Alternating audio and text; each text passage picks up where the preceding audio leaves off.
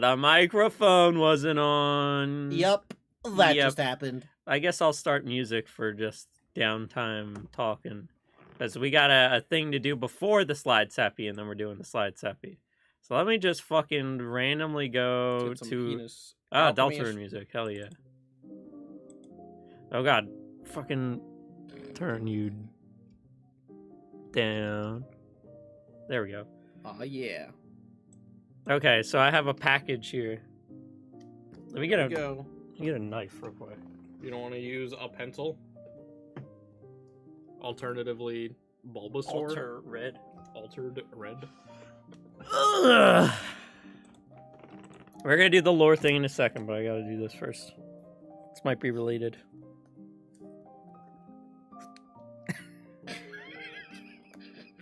You tried stabbing the tape on the side of the box with the pencil to, like, you know, break it, and then you can snowball from there. I didn't even need to stab it. All it did was depress further in when he tried stabbing it. Yeah. This is a blunt pencil. Blunt pencil. Blunt pencil. Well used. Oh, you gave me some nice... Let me ASMR this. Yeah. What is that? Oh, it's like... Oh, it's cotton, I guess? I guess so. throw it on my keyboard. It's like messing up the sound. I'm over completely there. It's absorbing all of give me the bubble wrap. Let's go. What's in I hope it wasn't in the bubble wrap. I didn't feel it. Oh, wait. There was cotton in here. Wait. What the fuck is this? Oh! Oh, it's like a little chair. Oh, that's so cute. I was sharp. It's a chair mini with mimic teeth. Oh shit! I wish I had a way to show this on stream, but I'll throw it in my I'll throw it in my community tab in the future. Thank you for your orders. Happy adventuring, says Matt. Thanks, Matt, for putting this on like a huge piece of paper. Oh, it's on the receipt. Oh, okay. I was like, this is very inefficient, Matt, but thank you. Literally, if you look up chair mimic, it's the first gray one that you see. It's a model, like a 3D model.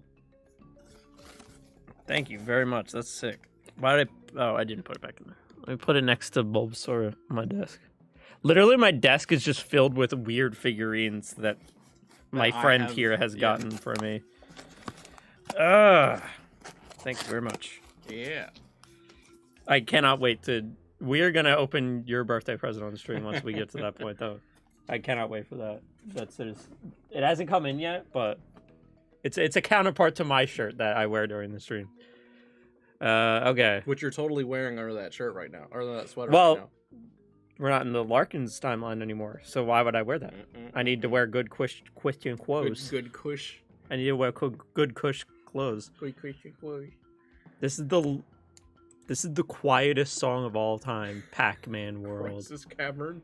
Let me put. What's a song genre we can put on? This is how weirdly organized I am. Pick one. Canyon genre. Canyon genre? One of my Let's favorite fucking genres. go. Through the tunnel. I thought it was just 2 songs. All of my songs are the Canyon genre. I only listen to Canyon. Okay. Post Canyon and Canyon Core. All right. Slide Sappy Part 4. Let's fucking go. Part 4. Slideception. Ooh. Oh, we need to get chat up on the phone. To preface this right now, we will start with character profiles so that all the players in this story are known before I explain what the fuck those last streams were. So I start that with saying that I know, but you'll get your time. Hold on. No backstory or timeline needed for right now. Don't forget, you're a standard moderator for the channel. Don't forget.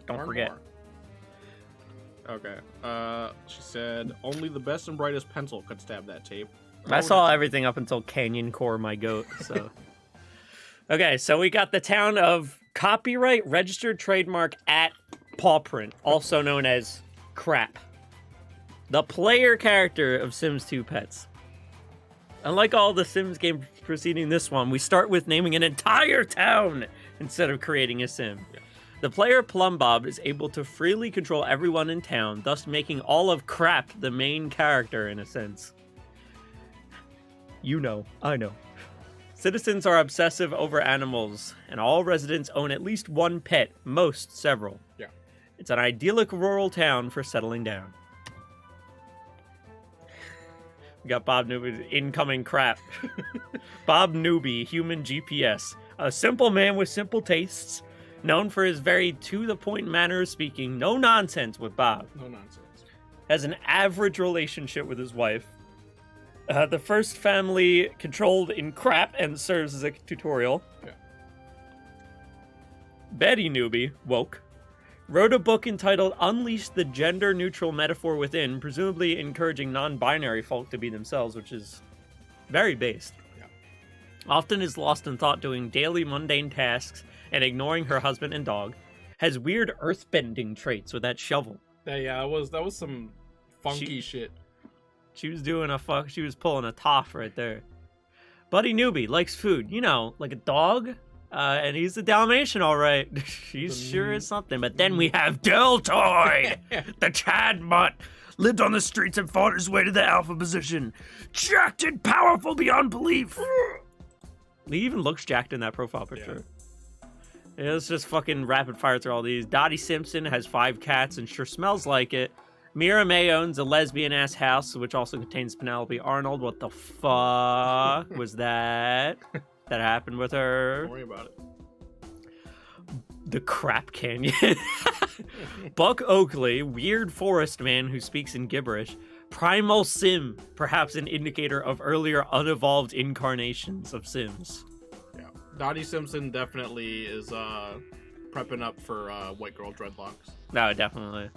Dan Hardyman likes to be wet.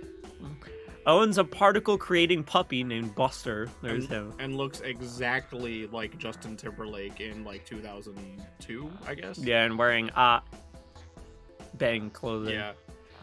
Kate Hardyman likes when her husband is wet. Good for them. Yeah. Linda Townsend, the rich white woman to end all rich white women, owns 2 dogs that aren't even hers. They have different last names than Townsend. She just has 2 dogs that she, like, captured. Adopted. William Townsend, annoying snob of a neighbor who distrusts everyone and everything, has laws made specifically to stop him from being an ass. He looks like he would be voiced by Ben Stein. Like the guy who voices the Anti-Fairies. I can definitely see. Or no, it was the Pixies, not Pixies. the Anti-Fairies. Yeah. The Anti-Fairies. We're just on crack! Yeah. Golf Newbie, Golf Caddy, like Golf Caddy. Yeah. She's 87 years young, but can still putt like the youngins. So if you're balling, you do like the swoop. like you put your hands up and then you gay them forward. Yeah. But if you're putting, it's you like put them down and then you gay them. Yeah, you gay them to the side. Yeah, gay them away from you. Yeah, you gay them away from you. You golf the gay away. Yeah. Meow's in Scottish. I guess it would be like a meow, meow, meow. A little H. And then we got Williams, Spaceman. Space Man. Get it, space, because his first name is Space. Yeah. First dog to ever spacewalk. So cool he didn't need a first name. Well, his first name is.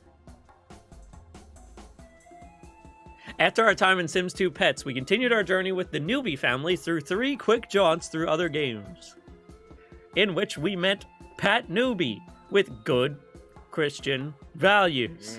An outspoken Catholic and believer in traditionalist values, not too good at cooking or repairs and starts fires more often than one should. Dreams about her ideal lover, Peter, while boarding at her mother's house, who she respects and loves. Eventually moves out to live with Dudley Landgrab. Golf might be the straightest sport. Bing bing. Bing Bling, owner of the club Bling. of your dreams. One of Pat Newby's idols, thought of as a cool guy. Owner of Club Rubba, a place visited often by Sims, both awake and dream. That's the name of the club, by the way. Club Rubba. Isis Bing Ice. Bling boy. Seriously, what the fuck is that ferret business she's running? The head honcho of a ragtag group of rappers at Skyline Beach. This is true. According to her bio, she is the girlfriend of Duke Headbutt. Oh, okay. And might be Ziggy Headbutt's mother then? Possibly? Yeah. I'm gonna take her to work, alright. Ziggy was the one from the 2Ds. From Bustin' Out. Bustin' Out. He was one of the Tutti Fruttis. Oh, yeah. He was the one that forgot that they were supposed to be all dick puns, and they all yelled at him in the corner about it as he went. Then we have Jade Irby, the lost protagonist, the one true player character of the Herbs, appearing in the intro and box art. With the help of the player Plumbob and a strange unknown force, immediately usurps Darius as the most popular herb in Herbsville within 20 minutes of arriving. Likes to shoot particles off of her penthouse roof to the unexpected victims below. And she's tatted. Sick.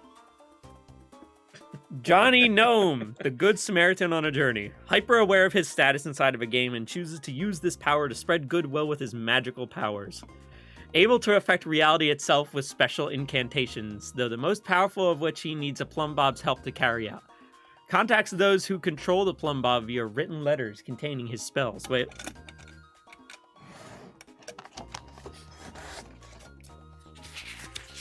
See, I'm feeling through my Johnny Gnome letter right now. It says booty booty every day. A known public philanthropist in the Thin universe, though, is said to have gone missing recently. Yes, according to that painting. Yeah, Sims 2 Pets PSP. Right. That's when we first heard of him, and then he started appearing after that. Jade is like Gaster. Yeah. Gnomes are the gnomes of the Sims. That's actually pretty true. I didn't think about that. That's so woke. Okay, theory number 1. What is void? I think I finally have an answer. Okay. To start off, let us finally answer a very important question in the Sims lore. What exactly void even is? Void is everywhere in the games. It exists beyond the boundaries of maps, within objects, and even Sims themselves can both harness the void and appear as the void through various means. Notably, most player-created characters appear as void in many interactions within the series. It seems that the void has a strong link to the player Plumbob, as everything the Bob touches, void seems to be involved. Void, therefore, I theorize to be the building blocks of the Sims universe, much like how matter and atoms are to our own. We, as controllers of the player Plumbob, are viewing the world and changing it in ways that oftentimes the void cannot keep up with, hence the cracks that show, manifesting as pitch-black nothingness. Us, the player, definitely seem to be the anomaly in the Sims universe, as while Plumbob entities other than our own are explicitly confirmed to exist in the Sims 2 PSP, they are not able to so drastically change the course of Sims history and harness the void like the player can. Something therefore felt off about Sims 2 Pets then, didn't it? Something? Singular? Yeah, sure. There was not a single appearance of the void at all. Nothing related to it appears in Sims 2 Pets for console. Moreover, due to the absence of a story mode, we were never instructed to make a player insert, instead having the town itself be our stand-in. Given that the void's appearance indicates a large amount of player influence, it seems that our journey through Pets happened to be one where we were barely in control. Why would that be? Theory number 2, Re-Pet-ition. There's no sugarcoating it. Sims 2 Pets PSP was a complete repeat of what happened in the game prior. Pets are anti-Plumbob. It's like ghosts. In the game prior, get down to having the exact same tutorial beat by beat and all of the same cast, though most were not in a home and instead stored away in the Families tab.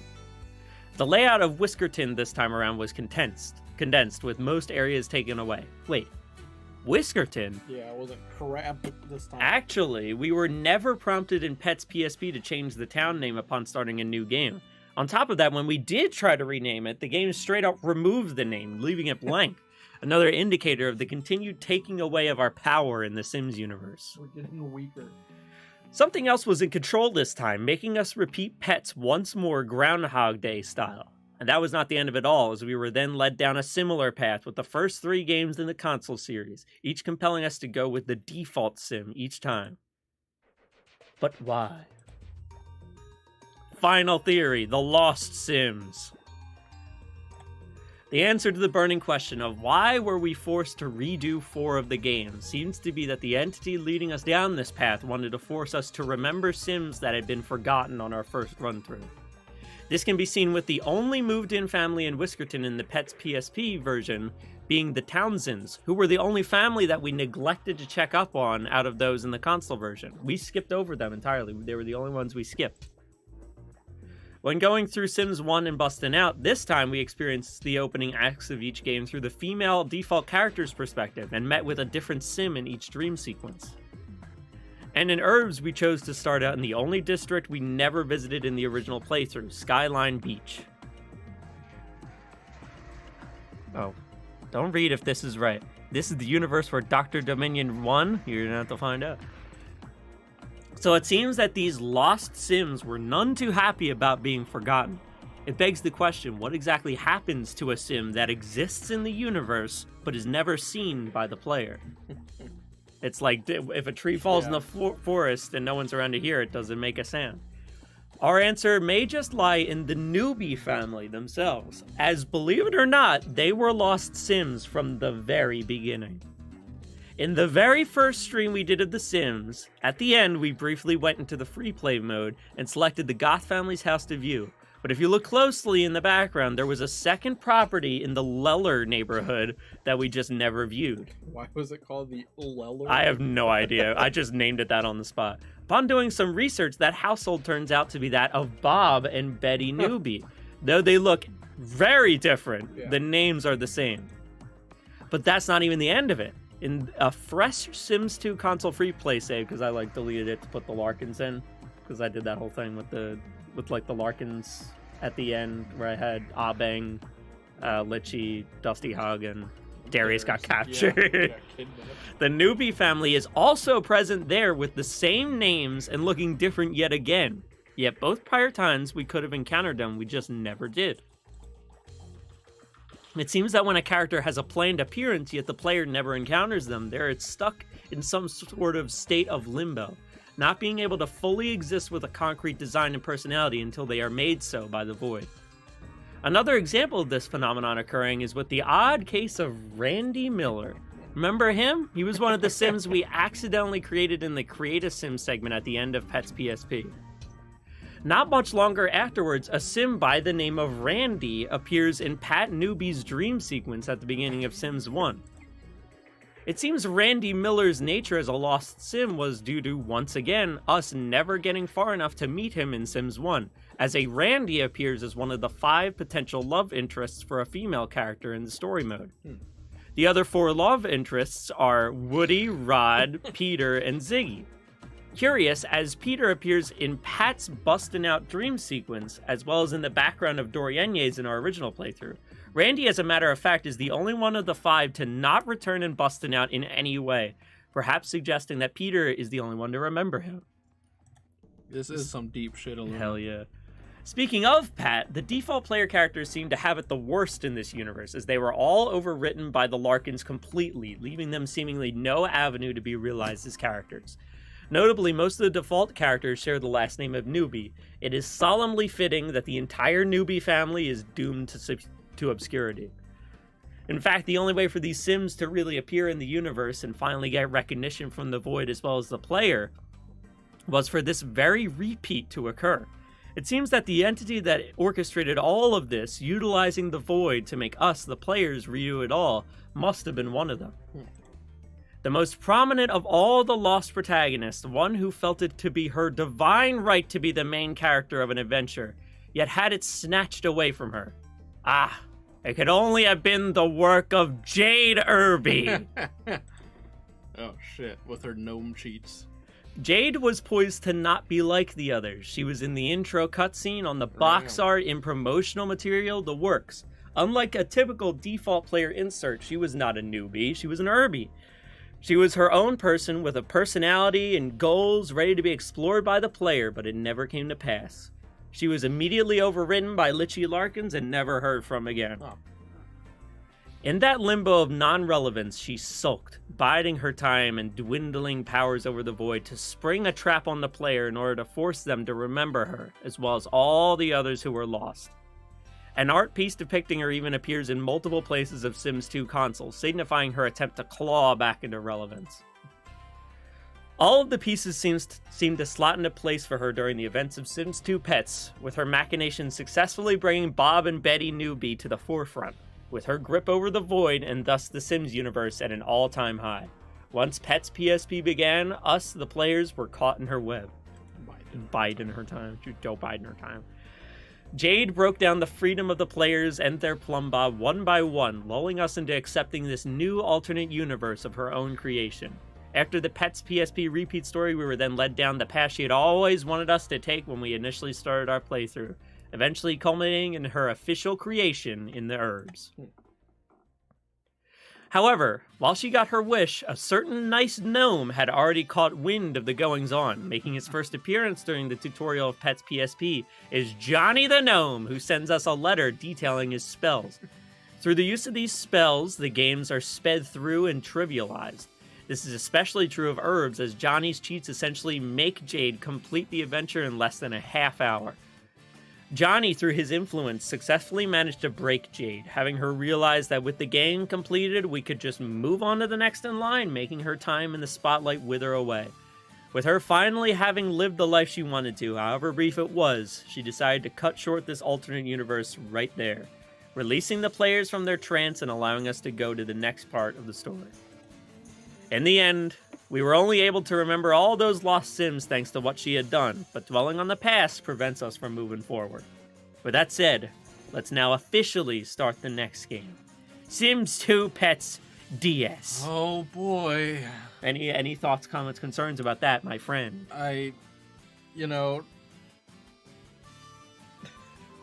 Looking back on it, it was just so obvious that Jade and the gnome were controlling us, the players. It was kind of like a back and forth between Jade and Johnny Gnome. Yeah. That is really cool of the game to give me a layup for that, by the way. I did not plan for that. I knew we were going to do, like, redoing the old games with cheats, and I knew a cheat gnome was going to be a part of it. But then the game in the tutorial, it made us go through that section. He was the first painting in that row. Yeah. So we automatically saw that, and I was like, wow, what a fucking layup game. Just brought Johnny Gnome into existence for us. I knew it. You did say Jade was Gaster earlier, and I like chuckled to myself hearing that. I was like, haha, yeah, you're right. But yeah, Jade just wanted to have her time in the spotlight. Yeah. Apparently, she's supposed to be those void posters, right? Yes. Even so, they weren't. So when we're painting Void, Yeah. we were actually painting her. It's just to us. But It's she like wasn't there. Yes. Okay. So every time Jade is wanting to be accessed by the Void, it's like, well, she never appeared, so she doesn't actually exist. The Randy stuff, like, kind of blew me away when I looked into it, by the way. Same with Bob and Betty Newbie. Like, I guess that is a canon thing that if, like, we never see them, then their appearance just keeps shifting around and changing until we finally see them for the first time. The amount of these coincidences is not coincidences. You are correct. You gotta be correct. All right. We're going to cut the stream here, and then we're going to come back in, like, 2 minutes. See ya. See ya. Bastards. Got him. Got him. Yeah.